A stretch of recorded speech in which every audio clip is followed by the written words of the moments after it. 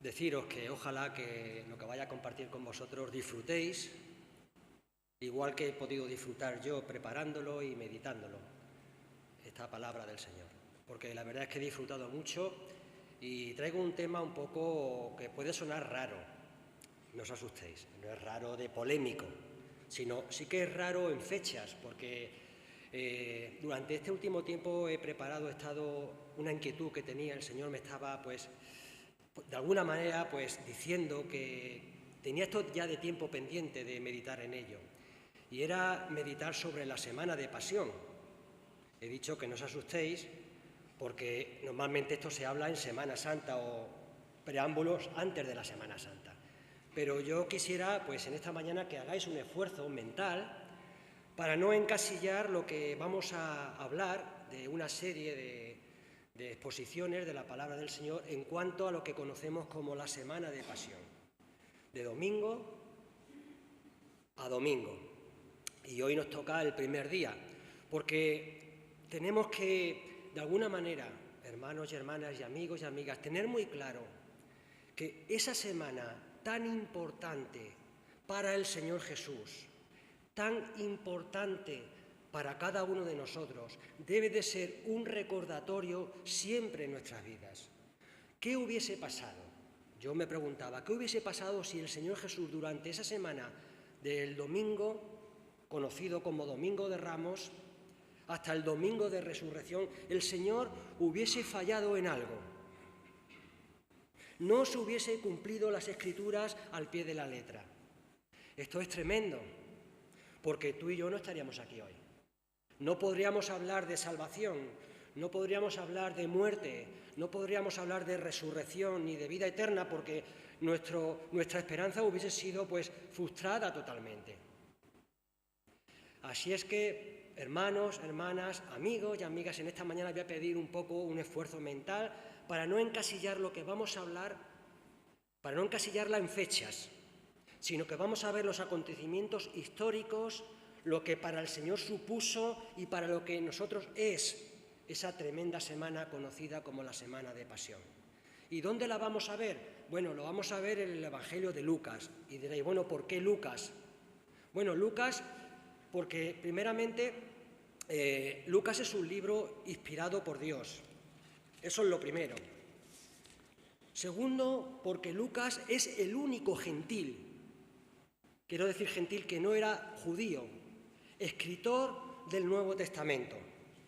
Por lo cual para nosotros, al no ser judío, a no tener tanto argumento judío, puede ser más fácil el entenderlo, el entender estos acontecimientos que relata Lucas.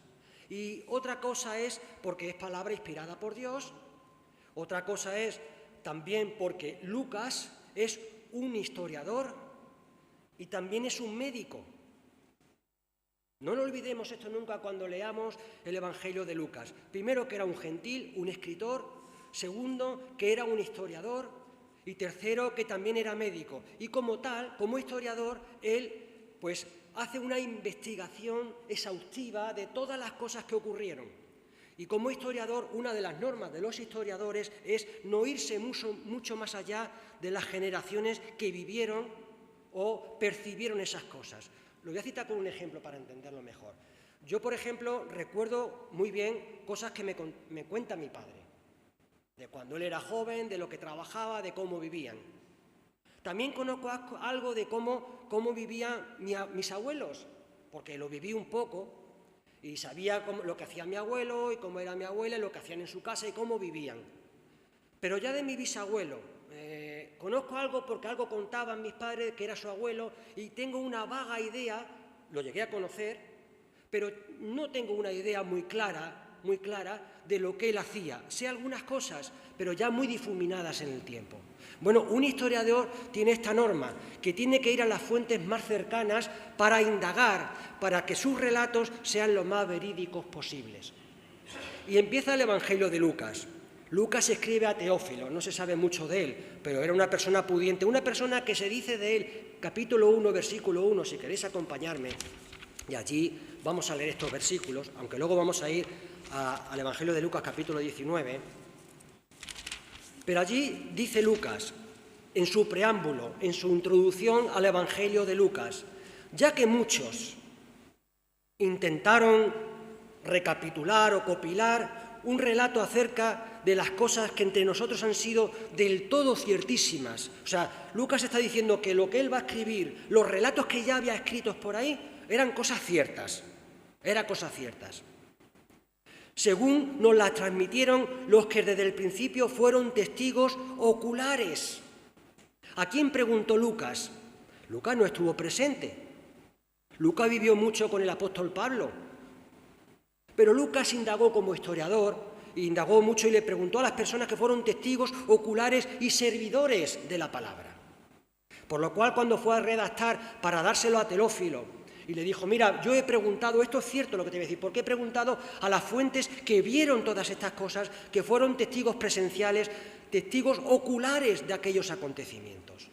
Me ha parecido bien, también a mí, había otros, como Mateo y Marcos, que ya habían escrito, y había posiblemente otros escritos por ahí ya andando, circulando. Dice, a mí, habiendo investigado exactamente todas las cosas desde sus fuentes, escribírtelas en orden, oh excelentísimo Teófilo, escribirlas en orden, para que te percates de la verdad precisa respecto a las cosas en las que fuiste, me gusta esta frase como termina, oralmente instruido. Teófilo había sido oralmente instruido en las cosas que tenían que ver con el Mesías, con la vida de Jesús aquí en este mundo. Pero ahora no necesitaba solamente el que se le hablase, necesitaba que se les escribiese, que se les apuntase para que las recordase. Porque es cierto, cuando nosotros oímos, yo lo sé, porque a mí me pasa cuando estoy ahí, posiblemente cuando pase unas horas vais a recordar muy poco de lo que yo diga, o si recordáis algo que os llame la atención. Bueno, a mí me pasa, yo no os voy a culpar. Ya el hermano que se ponga aquí, a mí me va a pasar cuando esté ahí. Somos así por naturaleza. Por eso era muy importante escribir, para luego recordarlas. Y así empieza Lucas.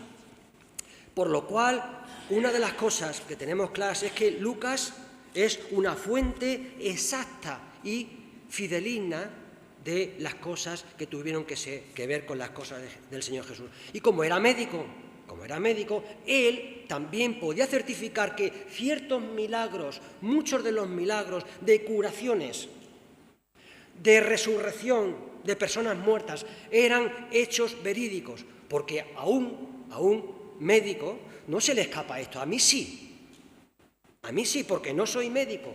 Yo no soy una persona facultativa en este sentido, soy un desconocedor de todo, pero un médico, no se le escapa estos detalles. Y si era mentira, Lucas diría, esto no es cierto, a mí no me la coláis.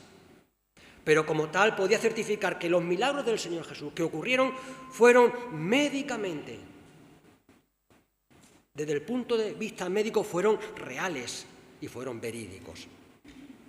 ¿Cómo clasifica Lucas los acontecimientos? Bueno, imaginaros que lo clasifica por días, de domingo a domingo, lo que pasó el domingo, lo que pasó el lunes, lo que pasó el martes. Os voy a dar unos versículos porque no vamos a entrar en ellos, voy a decir unas pequeñas cosas, como esto se graba, luego si queréis y tenéis interés, pues podéis leerlo. Yo doy un consejo, si queréis, aquellos que utilizáis Biblia de papel o tenéis Biblias en tablets y podéis anotar alguna cosa aparte, pues yo sí, por lo menos en la mía tengo lo que es el apartado, lo que ocurrió en el domingo, lo tengo como título puesto, alguna Biblia lo traen, otro también pongo el lunes, el martes, y así cuando voy a leer Lucas, sé concretamente en qué día acontecieron estas cosas. Es muy importante porque nos abre mucho campo para comprender todas estas cosas. ¿Y qué ocurrió? ¿Qué relata el domingo? Bueno, el domingo relata algunas cosas porque en un día de 24 horas ocurren muchas cosas.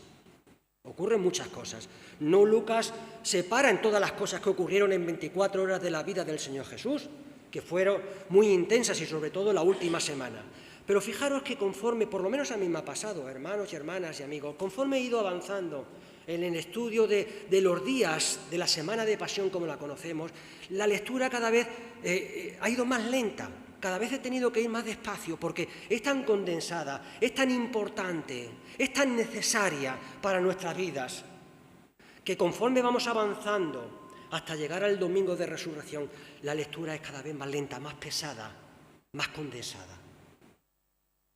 Domingo, capítulo 19, que abarca desde el versículo 28 al versículo 44. ¿Qué ocurre allí? Bueno, allí habla de la entrada triunfal de Jerusalén, a Jerusalén. Bueno, yo creo que de triunfal tuvo poco. ¿Por qué? Porque aquella misma gente que clamaban al Señor Jesús, unos días más tarde, que clamaban, Hosana, bendito el que viene en el nombre del Señor. Ahora diremos algo de esto. Unos días más tarde estaban gritando, crucifícale. Y aquellos que iban como discípulos, los apóstoles incluso, que conocían perfectamente al Señor Jesús, cuando Jesús fue arrestado, todos huyeron. Y en la cruz encontramos en el relato de la cruz, sobre todo Juan nos habla mucho de esto, nos habla y nos dice que solamente 5 mujeres y 2 hombres, estos mirando de lejos, estaban a los pies de la cruz. ¿Dónde estaba esa multitud que aclamaba al Señor Jesús?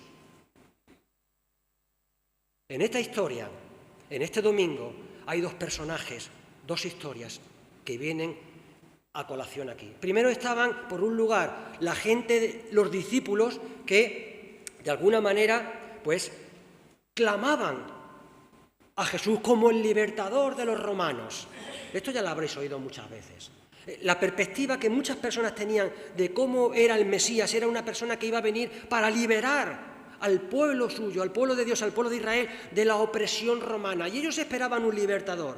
Pero conforme pasaban los días y las expectativas no se cumplían, allí lo que ocurría es que esta gente iba desistiendo, iban abandonando al Señor Jesús. Pero por otro lado, había otros actores, había 2, he dicho. Uno era la multitud y otro eran los escribas, los fariseos, los saduceos, toda esta gente que estaba allí, que en vez de unirse al Señor Jesús, porque el Señor Jesús al fin y al cabo era el libertador, pues podían servir a sus intereses, porque estos también querían la libertad de la opresión de Roma. Eran contrarios a Roma, aunque no lo decían abiertamente. Jugaban a las 2 bandas, ¿verdad? Pero se hicieron también enemigos del Señor Jesús, hasta tal punto que ellos hicieron cosas, cambiaron relatos, hicieron cualquier forma que podemos imaginar para llevar al Señor Jesús a la muerte. Otra cosa que me llamaba la atención en este domingo era que siempre el Señor Jesús, en los evangelios, anteriormente a estas cosas, a la entrada, vamos a llamarla triunfal, siempre el Señor Jesús, cuando Él había hecho algún milagro, siempre decía la misma frase, no se lo digas a nadie. ¿Recordáis, por ejemplo, en Marcos capítulo 8, versículo 26, el ciego de Betsaida, cuando lo sanó, dice, mira, vale, eres sano, pero no se lo digas a nadie. Cuando en Mateo 8, capítulo 4, en la curación de un leproso, lo cura, le dice, no se lo digas a nadie. También cuando Marcos, capítulo 8, versículo 30, cuando sus discípulos lo reconocen, cuando él les pregunta, ¿y vosotros quién decís que soy yo? Y dice, bueno, tú eres el Mesías. Y le dijo, todavía no se lo digáis a nadie. Y último, Mateo 17, versículo 9, en el monte de la transfiguración, cuando aquella revelación tan majestuosa, el Señor Jesús le dice a los suyos, a los íntimos que estaban allí, no se lo digáis a nadie. Pero aquí vemos que no impide esto. Cuando Él entra en Jerusalén no se camufla, ni dice en ningún momento, o no intenta en ningún momento que se sepa nada de Él. ¿Por qué? Porque era la semana trascendental, era la semana de la consumación de tu salvación y de mi salvación. Y el mundo tenía que conocer que ahí estaba el libertador, el Mesías, el Hijo de Dios. Y esto estamos para decirlo. Y tenemos que predicarlo. Mateo 28 es una de las ordenanzas que el Señor Jesús nos dejó. Id y predicad el Evangelio. Hay que decirlo. ¿Por qué antes el Señor Jesús decía que no se le dijese nada de esto, de lo que Él había hecho? Porque el Señor Jesús no quería que se le siguiesen por intereses o por ideas erróneas, por el interés personal. Él no quería esto, por eso estaba en esa intimidad, en ese anonimato. Pero ahora llegó el momento de decir abiertamente, aquí está vuestro Mesías. Pero no un Mesías como vosotros pensáis, sino un Mesías que vino a liberar corazones, no naciones. Hay mucha diferencia. ¿Qué pasó el lunes? El lunes consta del capítulo 19, versículos 45 al 48. Esto lo recordamos muy bien porque fue cuando el Señor Jesús entró en el templo. Algún día posiblemente, hoy no va a dar tiempo, pero vamos a hablar de ello. ¿Qué ocurrió allí? Mateo incluso nos dice que ciñó una cuerda y empezó a dar golpes y volcó las mesas de los campistas. Esto ocurrió en el lunes. Jesús había ido muchas veces al templo. Ya en Juan capítulo 2, me parece que era, nos habla también de un acontecimiento igual, que no es este, pero igual, cuando el Señor Jesús fue al templo. Y como tantas veces el Señor Jesús habría ido al templo y había visto posiblemente todas estas cosas, pero en este momento era un momento muy importante para él. Y Lucas lo relata. Solamente dice esto, ¿haría muchas cosas el lunes el Señor Jesús? Sí, pero solamente Lucas relata esto del lunes. Porque a Lucas le interesa ir avanzando, le interesa lo que cree más importante para sus lectores, para sus oyentes. Esto ocurrió el lunes. El martes implica el capítulo 20, versículo 1, hasta el capítulo 21, capítulo 38. ¿Y qué ocurrió allí, del capítulo 21, 38 y hacia atrás? Bueno, allí el Señor Jesús, Lucas escribe que la autoridad del Señor Jesús fue cuestionada. Algunos le preguntaron y le dice, oye, ¿y tú de dónde has recibido estas enseñanzas? ¿Qué maestro o qué maestros te han enseñado a ti para venir ahora a darnos explicaciones y a enseñarnos todas estas cosas? ¿Quiénes son tus maestros? Danos tus credenciales. Y el Señor Jesús tiene que decir, bueno, que sus credenciales son Él mismo.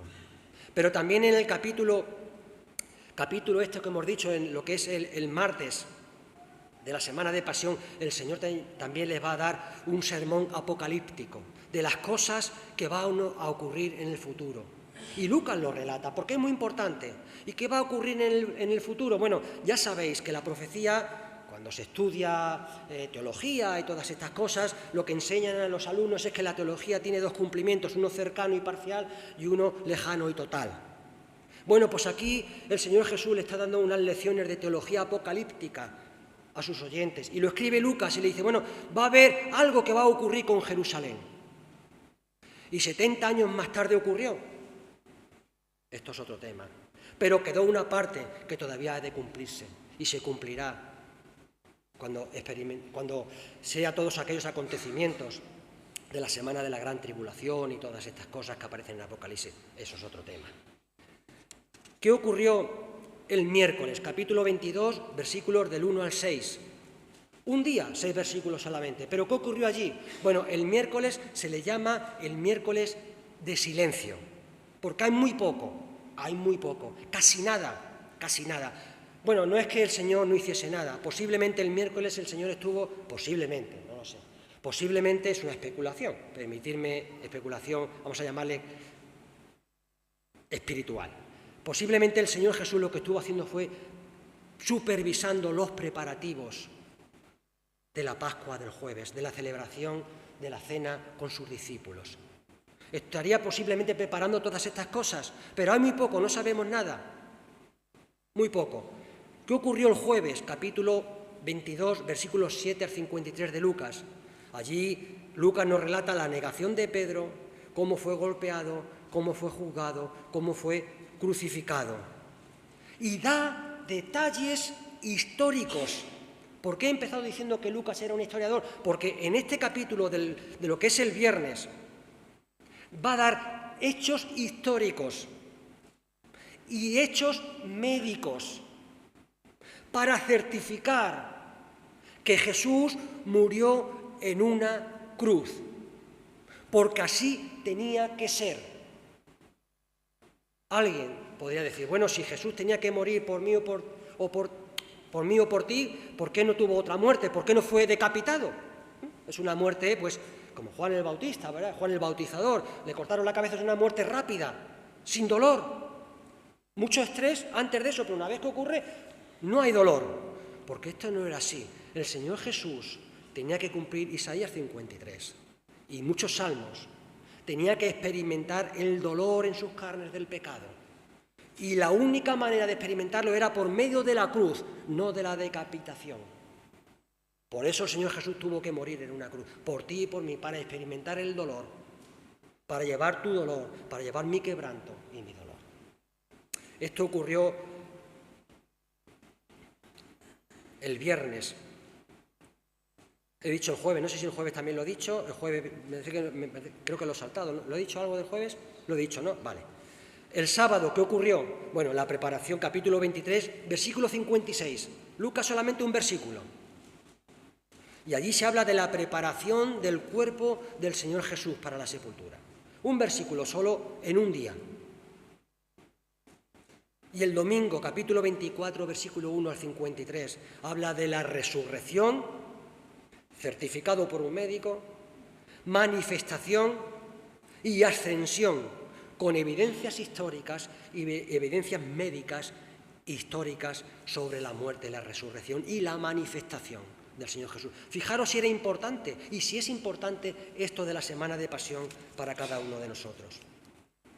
Bueno, está bien, vamos a ir el tiempo que nos queda al capítulo de Lucas, capítulo 19.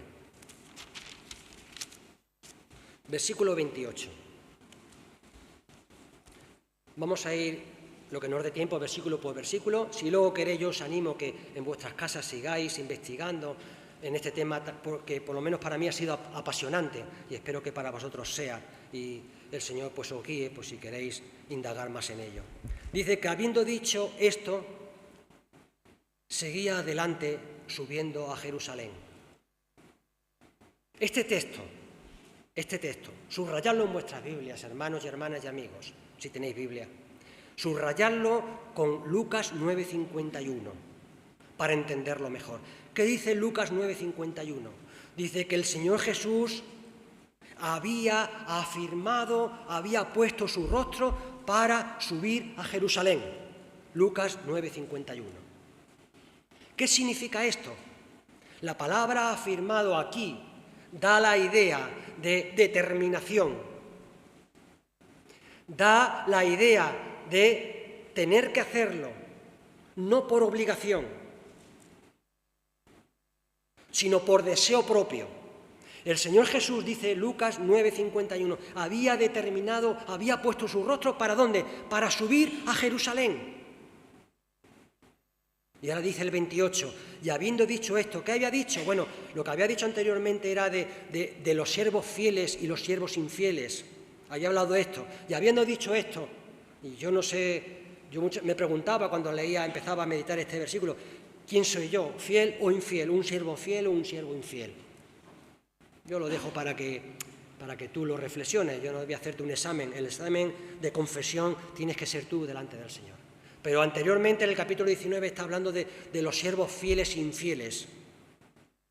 Y tú ya tendrás que ponerte delante del Señor y yo ponerme delante del Señor para ver qué es lo que soy en este sentido. Dice que, habiendo dicho esto, subiendo a Jerusalén, él seguía adelante. Él había firmado su rostro, dice, y seguía adelante. Se queda así un poco vacío esta frase. Pero ir a Marcos, vamos a ir a Marcos capítulo 10. Acompañadme, por favor. Marcos capítulo 10. Y vais a ver la reacción, el mismo pasaje, pero la reacción de sus discípulos. Había firmado su rostro para ir a Jerusalén. Dice, y habiendo dicho esto, seguía adelante subiendo a Jerusalén. ¿Y cuál fue la reacción? Bueno, la reacción la recoge Marcos. Y dice, y estaban en el camino subiendo a Jerusalén, es lo mismo, y Jesús iba delante de ellos. Hermoso, ¿verdad? Jesús iba delante de ellos. Tú imagínate, yo me imaginaba cuando preparaba esto, decía, bueno, imagínate que tú tienes que ir a un sitio sabiendo que lo que te va a acontecer no va a ser nada bueno. Primero, a lo mejor buscaría excusas y buscaría retardar las cosas para que eso no se cumpliese. Eso es lo primero. Pero cuando veo allí y puedo dibujar y puedo imaginar a los discípulos, a los 12, que habían escuchado, porque aquí en Marcos es la tercera vez, y en Lucas igual, la tercera vez que Jesús le había hablado a sus discípulos de forma íntima sobre su muerte y su resurrección y que tenía que ir a Jerusalén a morir allí. Era la tercera vez y no habían comprendido nada. Pero cuando vieron la determinación que el Señor Jesús tenía, la expresión de su cara, la expresión de su rostro, vieron los discípulos, dice que Jesús iba delante de ellos y estaban asombrados. Fijaros, estaban asombrados, dice Marcos. La expresión del Señor Jesús reflejaba algo que causaba asombro, pero no se escondía porque iba delante de ellos. Y yo digo, gracias a Dios porque Él fue delante de mí a la cruz, fue a morir delante de mí. El sitio que yo tenía que ocupar lo ocupó Él por mí. Hermanos y hermanas. Y incluso cuando yo estoy pasando por pruebas o dificultades, el Señor va adelante. Y muchas veces no lo veo, no lo entiendo. Pero cuando veo ciertas cosas quedo asombrado de la misericordia de Dios. Y no sé, para ti, por lo menos para mí sí lo es, lo importante que es recordar cada día todos estos acontecimientos de lo que el Señor Jesús tuvo que pasar durante tantos días, 7 días, por amor por mí. Y cómo Él había determinado que tenía que ser así. No había otra manera. Dice, y estaban asombrados y lo seguían con temor. Lo seguían con temor. Bueno, ¿qué va a pasar aquí? Si antes nos había hablado, ¿recordáis que una vez nos habló 2 veces, diría otro de los apóstoles? No, fueron 2 veces. Ya nos habló de los padecimientos y que tenía que ir a Jerusalén y que morir allí y que iba a ser maltratado y muerto y expuesto a los gentiles. Dicen que iban con miedo y comenzó a decirle las cosas que estaban a punto de acontecerle. Bueno, luego podéis seguir leyendo esos versículos. Dice, versículo 29, y aconteció que cuando se acercó a Betfagé y Betania, cerca del monte de los Olivos, envió a 2 de los discípulos. Fijaros qué detalle.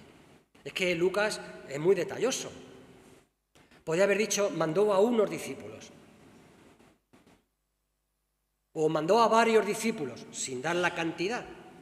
Pero no, Lucas refleja cuando preguntó, dice, no, es que cuando estábamos allí, subiendo a Jerusalén, dice que mandó a 2.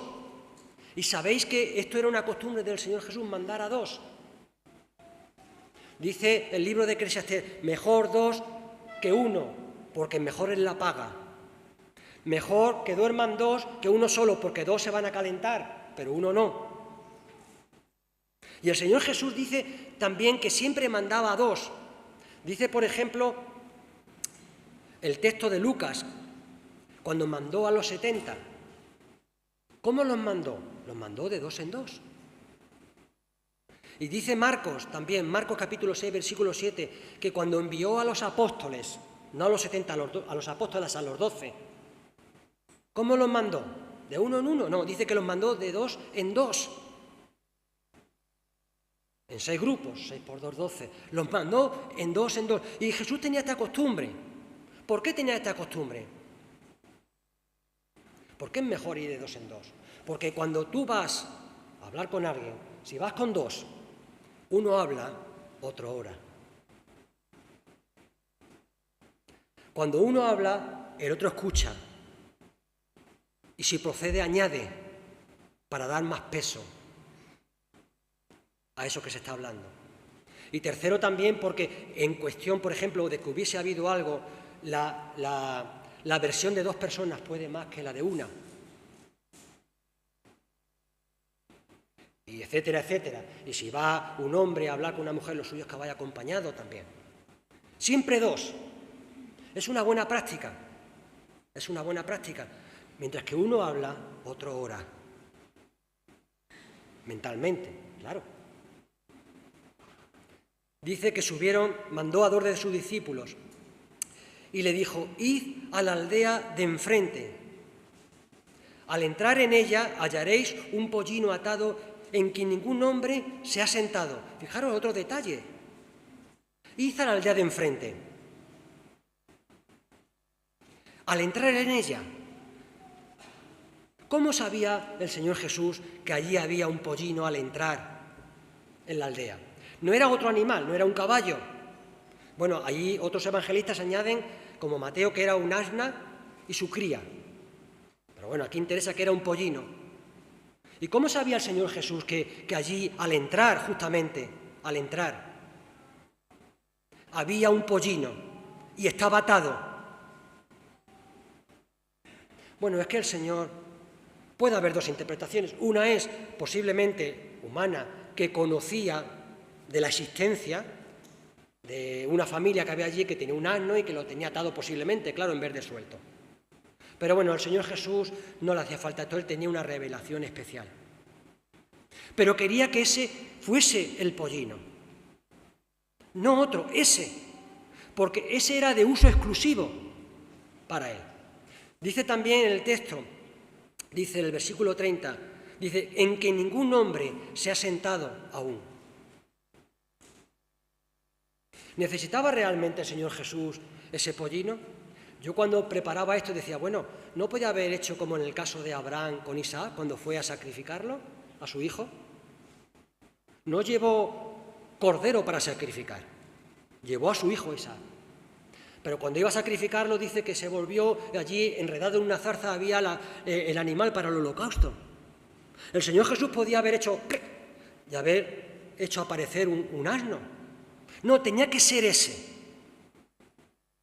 Era de uso exclusivo para él. Ningún hombre lo había montado. Esto parece fácil.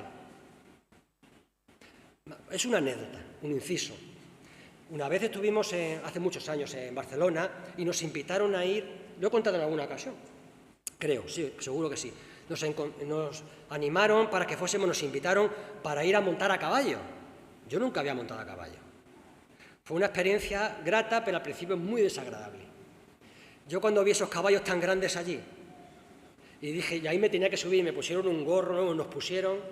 La anécdota fue, bueno, que el caballo iba un guía adelante y el caballo se fue para otro lado, bueno, eso fue mi hijo por otro lado, yo por otro, yo chillando por allí, ¡ah! El caballo por ahí, bueno, esto fue aparte, no, pero no, lo que quiero decir es antes. Y yo cuando vi esos caballos tan grandes le dije al domador, oye, mejor el pony ese que hay ahí, que es más chiquitito, por lo menos puede llegar casi al suelo.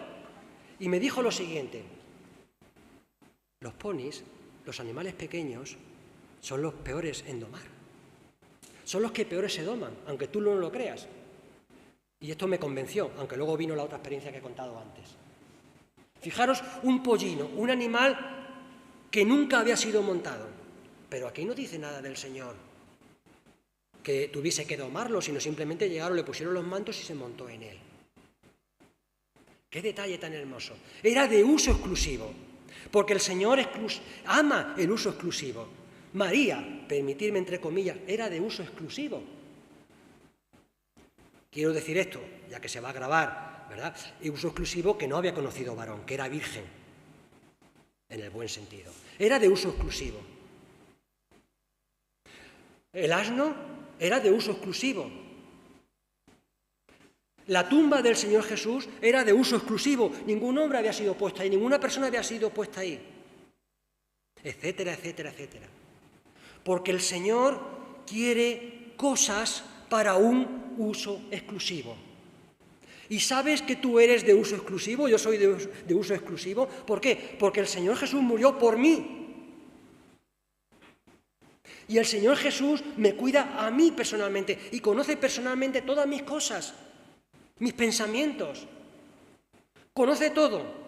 Y el Señor es muy celoso y quiere que seas un hijo y una hija de uso exclusivo. Porque el Señor te conoce perfectamente. ¿Qué quieres ser? ¿Un hijo exclusivo? ¿O quieres ser un hijo o hija no exclusivo?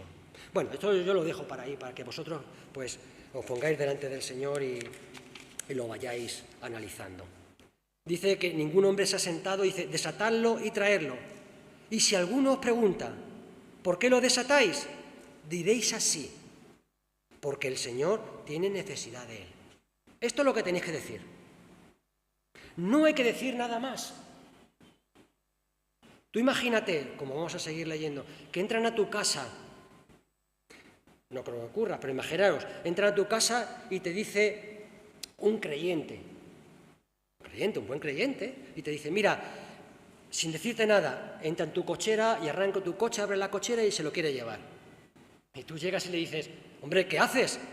No, es que el Señor lo necesita. Bueno, ya cada uno toma vuestras conclusiones, ¿verdad? Esto no es fácil. Hay dos opciones, o es que conocía a esta familia, o es que estos eran seguidores anónimos, de estos que no se hablan mucho en la Biblia, que hay muchos. Personas que no son relevantes, pero personas que sirvieron al Señor, personas que le dejaron el asno, personas que le dejaron al Señor, que no sabemos sus nombres, que le dejaron un aposento alto para celebrar la Pascua. Personas que cuando el Señor Jesús iba de ciudad en ciudad lo alimentaban, lo acogían en sus casas. Personas que no aparecen sus nombres, pero personas de uso exclusivo. Personas que verdaderamente sirven al Señor. Pero claro, es mejor hacer cosas relevantes y que nuestros nombres figuren por todos lados. Bueno, pues esto también lo dejo ahí para que meditéis, hermanos y hermanas, cada uno que quiera ser lo que quiera ser y lo que quiera hacer. Esto es lo que pone, esto es lo que el Señor me ha dicho y esto es lo que os digo. Dice, porque el Señor lo necesita. El Señor lo necesita. No tenéis que decir nada más que esto. No tenéis que enredaros en dar explicaciones. Hay que decir eso, el Señor lo necesita, punto. Cuando pensaba en esto, venía a mi mente, muchas veces cuando nosotros vamos a predicar del Señor Jesús. No sé, creo que os habrá pasado, a mí me ha pasado. No sé, si nos ha pasado, bueno, pues a lo mejor me ha pasado solo a mí. Y muchas veces cuando estás hablando a la gente y terminas y llegas a tu casa y pasa un tiempo, empiezas a darle vueltas a las cosas y empiezas a valorar la conversación y dices, bueno, si es que le he hablado de otras cosas menos del Señor. Se ha enredado de tal la conversación, se ha desviado tanto la conversación, que al final has terminado hablándole de cosas y no has hablado del Señor. Para mí esto fue un reto un día y dije, cada vez que hable voy a intentar que el tema no se desvíe, porque lo que tengo que presentar es lo que dice el Señor solamente. Decirle que el Señor lo necesita. Solamente decir eso, solamente hablar de la salvación, hablar de la necesidad de la conversión a las personas. Cuidado en no enredarnos porque puede ocurrir, a mí me ocurre. Hay que presentar a Jesús crucificado, a Jesús glorificado, a Jesús muerto, al Señor resucitado. Dice la palabra del Señor, dice, yendo entonces los enviados hallaron como le dijo. O sea, todo se cumplió al pie de la ley, de lo que él había dicho. Desatando ellos el pollino, sus dueños le dijeron, ¿por qué desatáis el pollino? Y ellos dijeron, porque el Señor, versículo 34, porque el Señor tiene necesidad de él. Marcos capítulo 11, versículo 6 añade algo interesante. Dice que le dice a ellos, no os preocupéis, después os lo va a devolver. No se lo va a llevar y no lo va a traer, no, después lo vais a recibir otra vez. Es para un servicio concreto, para un servicio exclusivo. No os preocupéis, el Señor te lo va a devolver. Dice Marcos capítulo 11, versículo 6. Y lo llevaron a Jesús y echando encima sus mantos sobre el pollino, hicieron montar a Jesús. Estaba sin domar, pero el animal ni se inmutó. Parecía que lo estaba haciendo toda la vida. Esto del pollino es muy interesante. Para un judío lo entendía perfectamente, para un gentil casi también. Porque un pollino en aquella época era una señal de humildad. No todo el mundo tenía un caballo. Y también para aquellos que no eran gentiles, que cabalgasen un pollino era un símbolo, un signo de que allí era una montura de un profeta. Los profetas en el Antiguo Testamento siempre cabalgaban en pollinos. Y Jesús era sanador, salvador, profeta. Y Jesús quería dar un contraste totalmente diferente a lo que ellos entendían. Hombre, si nos vienes a liberar del Imperio Romano, lo más normal es que hubieses venido con un gran ejército de ángeles y montado en un caballo negro o blanco, majestuoso, un signo de poder. Y ahora viene nuestro libertador montado en un pollino, en un asno, símbolo de pobreza. ¿Veis cómo el Señor Jesús empezaba a romper las ideas del concepto de Jesús? Y esto le pasa a mucha gente hoy en día. Muchos tienen un concepto equivocado de Jesús. Muchos piensan que Jesús, si se entregan a Él, le va a dar todo lo mejor y ya no van a tener problemas. Esto es mentira, no es cierto. El Señor Jesús va a solucionar tus problemas, pero no va a evitar que muchos de ellos ocurran. Él no ha venido a salvar naciones, sino a liberar personas del pecado, como he dicho antes. Dice, mientras avanzaba, tendían sus mantos en señal de reconocimiento, y cuando se acercaba a la bajada del Monte de los Olivos, la multitud. Bueno, cuando la Biblia dice multitud, es que había una multitud. Y allí había una multitud, ¿sabéis por qué? Porque se estaba celebrando la Pascua, y en Jerusalén se multiplicaban por decenas de miles los visitantes que venían de otros lugares para celebrar la Pascua. Se calcula que alrededor, dicen los historiadores, como Josefo y toda esta gente, que se podrían juntar alrededor de más de 600.000 personas. Esto lo habéis visto muchas veces, ¿verdad? Cuando hay ciertas poblaciones pequeñitas o en Valdepeñas, cuando hay ciertas fiestas aquí, pues se multiplica, viene gente de fuera. Bueno, imaginaos allí, mucha gente de fuera.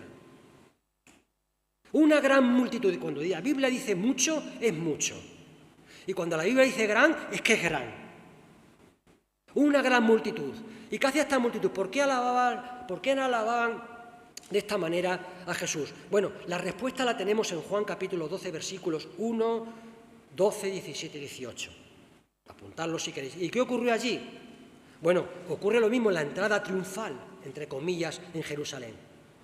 Pero allí Juan da un detalle interesante. Dice, muchos de los que allí estaban, que seguían al Señor Jesús, habían oído hablar de Jesús y habían visto, y otros oído ver a Lázaro resucitar. Muchos de esa multitud dijeron, anda, Jesús está aquí. Muchos le seguían, pero otros que estaban ahí, ha venido Jesús, y fueron a verlo. Anda, Jesús, de Nazaret, sí, anda, si yo vi que resucitó a Lázaro. Si yo vi esto de él, vi este milagro, y fueron en expectación allí, pues a buscar al Señor Jesús.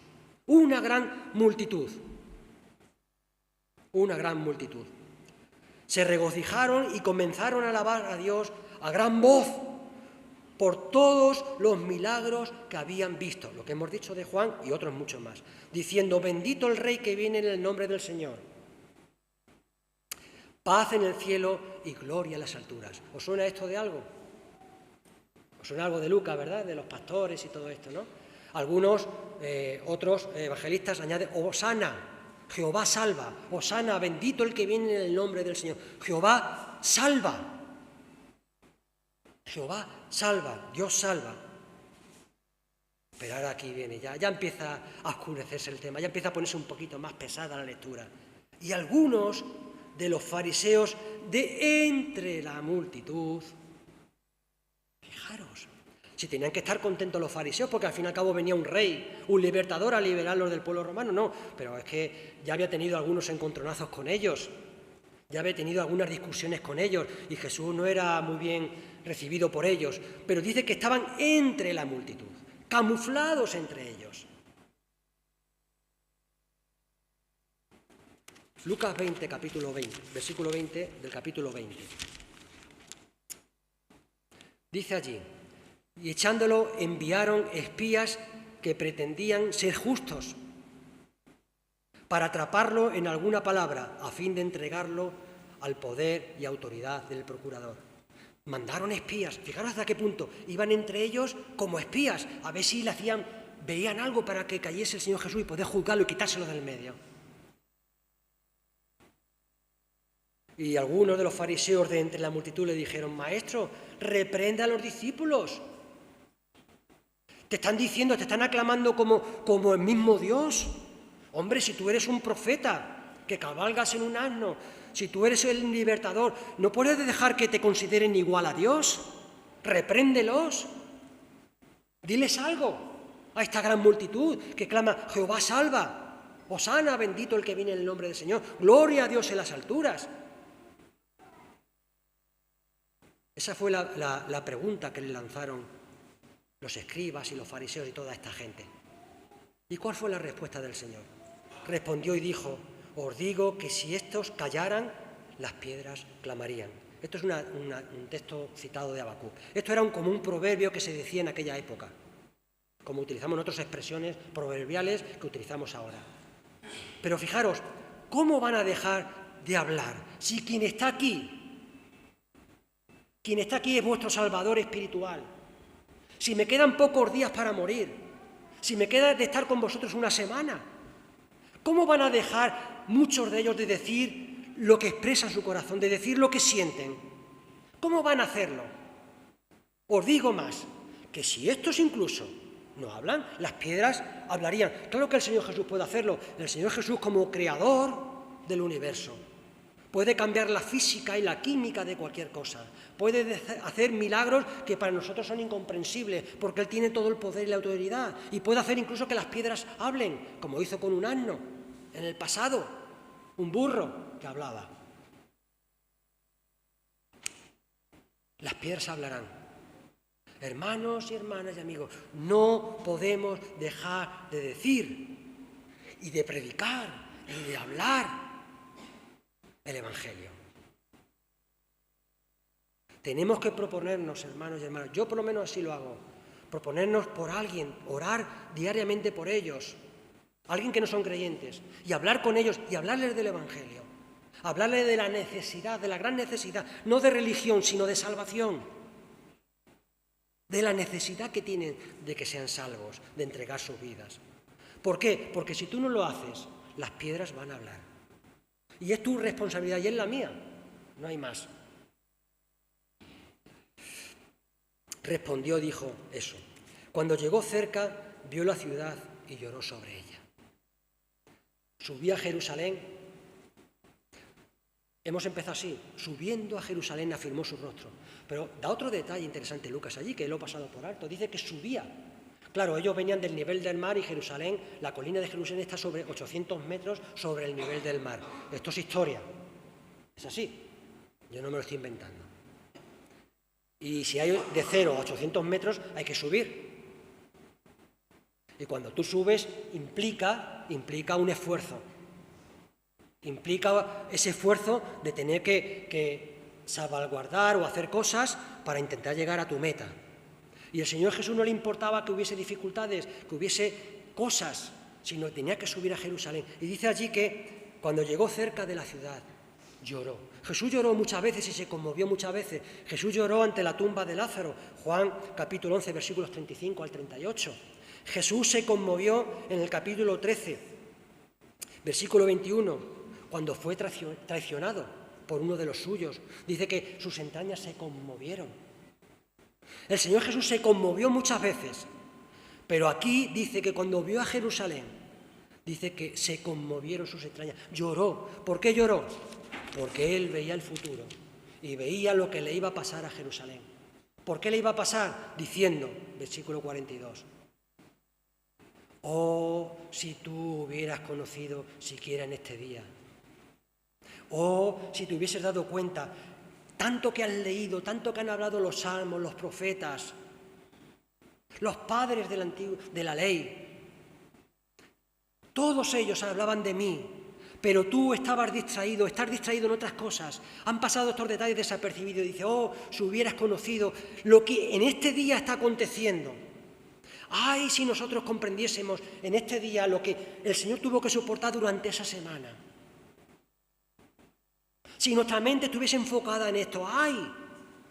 Pero no, ellos estaban distraídos en otras cosas. Dice lo que conducente a la paz, o lo que concerniente a la paz. Pero ahora está encubierto a tus ojos. Sus ojos estaban siendo velados, encubiertos. Pero no porque el Señor quisiera, sino porque ellos no tenían una disposición de ver quién era realmente el que estaba allí, montado en un pollino, cabalgando hacia Jerusalén. No se habían enterado todavía de lo que era. Dice, porque vendrán días sobre ti cuando tus enemigos levantarán torres de asedio contra ti y te rodearán por todos lados y te arrasarán con tus hijos dentro de ti y no dejarán de ti piedra sobre piedra, por cuanto no conociste el tiempo de tu visitación. Juicio. Luego, en el capítulo que hemos dicho, en el capítulo más adelante, el martes más adelante, le tiene que hacer lo del sermón profético. Y le dice esto más ampliado. En el año 70, el general Tito entró en Jerusalén. Dicen los historiadores como Josefo, Tito dio la orden de no destruir Jerusalén. Pero en esa guerra, dicen los historiadores, que unas de las flechas o varias flechas cayeron en el templo y al ser el templo de madera se incendió y todo fue destruido. Cuando empezaron a derretirse, dicen los historiadores, esto lo dice Josefo y toda aquella gente de aquella época, dicen que, en su libro de Historia de los Judíos, lo dice allí, dice que empezó a derretirse el oro que recubría las paredes y los soldados romanos lo tomaron como botín y al revés, destruyeron más las cosas. Dicen que 600.000 personas murieron en aquel asedio y que Jerusalén fue una de las veces, porque ha sido destruida muchas veces, fue arrasada totalmente. Y en el sermón profético el Señor Jesús le dice, ¡ay de vosotros! Porque esto va a ocurrir. Ocurrió una parte, pero va a ocurrir en el futuro. Y cuando esto llegue, dice allí en el consejo que nos da, y dice, cuando esto acontezca, el que esté en su casa no huya a la azotea. Y el que esté en el campo no vaya a la ciudad, sino que huya. Dice los historiadores como Josefo que ningún cristiano se atestigua o se dice que muriese en el año 70. Porque los cristianos hicieron caso a esto, a lo que el Señor Jesús le dijo.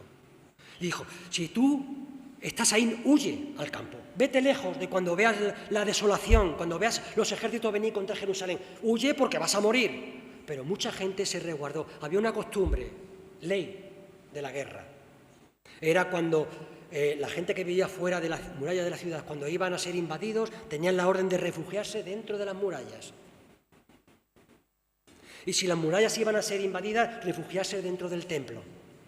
Como así estamos más santificados, somos más santos, estamos más cerca de Dios y Dios nos librará. Y esto fue lo que hicieron. Huye. Ay de las que estén encintas y las que estén criando hijos, etcétera, etcétera. Hermanos y hermanas, termino, ha llegado el tiempo. Es importante valorar y ver lo que el Señor Jesús tuvo que pasar por ti y por mí. Habla de estas cosas a la gente. Habla de muchas cosas, pero habla también de la semana de pasión.